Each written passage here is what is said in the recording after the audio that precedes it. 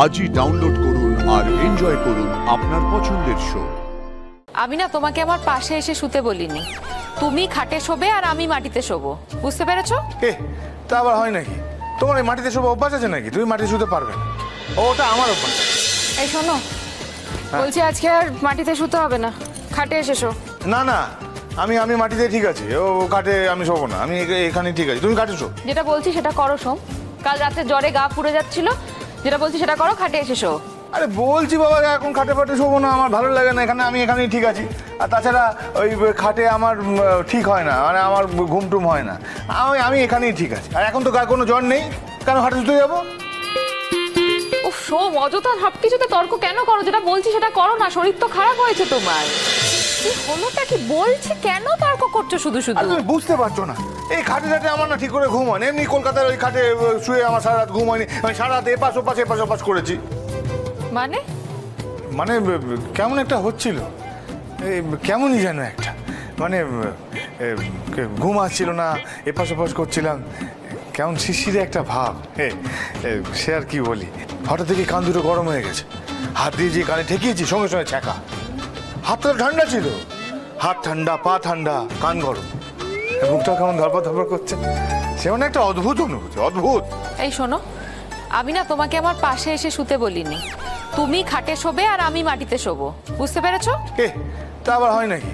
তোমার এই মাটিতে শোবে অভ্যাস আছে নাকি? তুমি মাটিতে শুতে পারবে না, ওটা আমার অভ্যাস আছে। অনেক কিছুই তো মানুষের অভ্যেস থাকে না সোম, মানিয়ে নিতে হয় তো।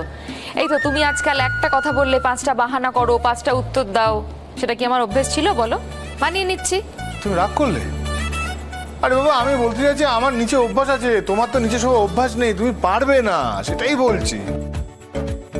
আর আমার তো কোনো অসুবিধা হবে না। তোমার আর অসুবিধা কিসের? তোমার শরীর খারাপ হলে ভুগতে তো হবে আমাকেই। সোম শোনো, সামান্য সব ব্যাপার নিয়ে না তোমার সাথে তর্ক বিতর্ক করতে আমার সবসময় ভালো লাগে না। সামনে দাদার বিয়ে, ও বাড়িতে আমাকে অনেকটা সময় থাকতে হবে, অনেক কাজ আছে আমার, এর মধ্যে যদি তুমি কিছু আবার বাঁধিয়ে বসো আমার কিন্তু খুব ঝামেলা হয়ে যাবে। সোম, কেমন বললাম আমি? না না, মানে আমি ভাবছি, এই কথায় কথা উঠলো তাই মনে পড়লো আর কি। আচ্ছা বলো, যা হচ্ছে তা সমস্ত ঠিক হচ্ছে তোমার মনে হয়? মানে কিসের কথা বলছো তুমি? আমি প্রতাপের বিয়ের কথা বলছি। ও মা, এতে আবার বেঠিকের কি আছে? তোমার তো নিশ্চিন্ত হওয়া উচিত। দেখো, দাদার মাথা থেকে রত্নার ভূতটা যে নেমেছে সেটাই আমাদের জন্য বড় কথা। এরপর ও যাকে খুশি বিয়ে করে গিয়ে সংসার করুক, আমাদের তো আর জ্বালাবে না। হ্যাঁ, কিন্তু মেয়েটাকে তো জ্বালাবে। ও মিষ্টি একটা মেয়ে, ফুলের মতো একটা মেয়ে। আচ্ছা তোমার কি মনে হয় প্রতাপ বিয়ে করলে একবার সুবোধ বালুটি হয়ে যাবে, কোনো অত্যাচার ঝামেলা ঝগড়া কিচ্ছু করবে না? হ্যাঁ, মেয়েটা আমাকে গরম মিষ্টি করে দাদা বলে ডাকলো, প্রতাপ ওই মেয়েটাকে বিয়ে করলে মেয়েটার জীবনটা শেষ হয়ে যাবে না? আর সেটা আমি তাকিয়ে তাকিয়ে দেখবো? তাহলে তুমি এখন কি করবে? কি করবে বলো? গিয়ে আটকাবে বিয়েটা, ভাঙচি দেবে? মানে ওদেরকে গিয়ে যদি প্রতাপ সম্বন্ধে সমস্ত জানিয়ে দিই, মানে প্রতাপ কিরম ছেলে, কি কি করতে পারে, কি ধরনের, হ্যাঁ সেটা জানিয়ে দিলে তো ওদের একটু সুবিধা হয় নাকি? সেটাও তো প্রকারান্তে ভাঙচি দেওয়াই হলো সোম।